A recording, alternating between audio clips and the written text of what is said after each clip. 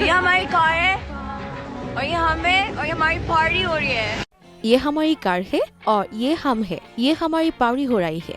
একটি ভিডিওতে গাড়ির সামনে কিছু বন্ধুদের নিয়ে দাঁড়িয়ে মুখ দিয়ে শুধু এটুকুই উচ্চারণ করেছিলেন, ব্যাস। তারপর আর পিছন ফিরে তাকাতে হয়নি তাকে। রাতারাতি পাওয়ারি গার্ল থেকে পাওয়ারফুল অভিনেত্রী হয়ে উঠলেন। বলছি জনপ্রিয় পাকিস্তানি অভিনেত্রী দানানির মবিনের কথা।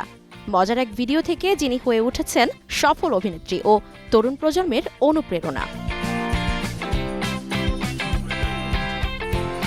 2021 সালে পাকিস্তানের সুন্দর হুঞ্জা ভ্যালিতে ঘুরতে গিয়ে দানানির তার বন্ধু-বান্ধবের সঙ্গে মজা করে তৈরি করেছিলেন একটি ভিডিও। 4 সেকেন্ডের সেই ভিডিওটি তার ইনস্টাগ্রাম অ্যাকাউন্টে আপলোডের পর ভারত, বাংলাদেশ, পাকিস্তান সব জায়গায় ঝড় তুলেছিল। রাতারাতি তার ফলোয়ার্স সংখ্যা 1 লাখ থেকে বেড়ে 10 লাখে পৌঁছেছিল।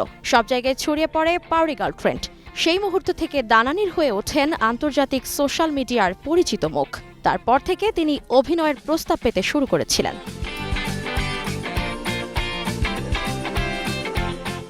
দানানির মবিন জন্মগ্রহণ করেন 8 জানুয়ারি 1998 সালে পাকিস্তানের ইসলামাবাদে। তিনি মূলত পেশাওয়ারে বড় হয়েছেন। ছোটবেলা থেকেই তিনি ছিলেন প্রাণবন্ত, হাসি খুশি আর একটু অন্যরকম ভাবুক মেয়ে। পড়াশোনার পাশাপাশি দানানিনের আগ্রহ ছিল ফ্যাশন, ফটোগ্রাফি এবং সোশ্যাল মিডিয়া কন্টেন্ট তৈরিতে।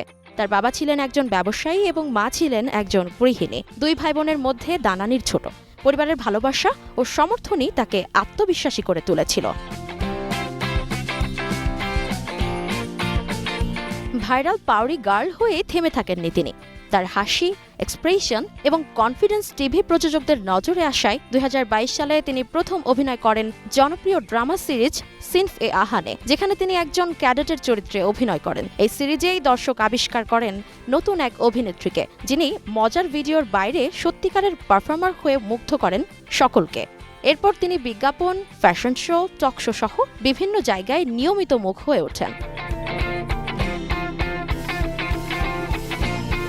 তারপরই ধারাবাহিকভাবে 2023-এ মোহাব্বত গুমশুদা মেরি নামের একটি রোমান্টিক নাটকে লিড চরিত্রে অভিনয় করেন ডাক্তার জোবায়া হয়ে। Ramzan special series very filmy নামের নাটকটিতে অভিনয় করেন দানিয়া আহসান চরিত্রে 2024 সালে। তার আরও একটি সিরিয়ালে কাজ হয় মিমসে মোহাব্বত নামের নাটকে, যেখানে তিনি রশি সুলাইমান নামে লিড চরিত্রে ছিলেন 2024 সালে, যেটি ব্যাপক জনপ্রিয়তা লাভ করেছিল বাংলাদেশ সহ বেশ কয়েকটি দেশে।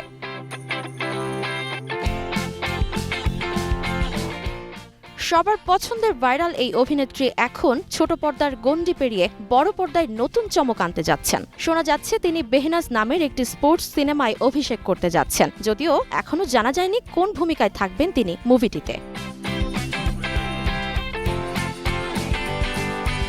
দানানির এখন শুধু এক অভিনেত্রী নয়, বরং এক প্রেরণার প্রতীক। তিনি দেখিয়েছেন সোশ্যাল মিডিয়ার এক মুহূর্তের ভাইরালিটিও বদলে দিতে পারে ভাগ্য। তরুণদের জন্য তার বার্তা খুব সহজ: নিজেকে ভালোবাসো, নিজের মতো থাকো, একদিন সাফল্য নিজে থেকেই আসবে। ইসমো তারা অনু, গ্রিন টিভি, নিউজ ডেস্ক।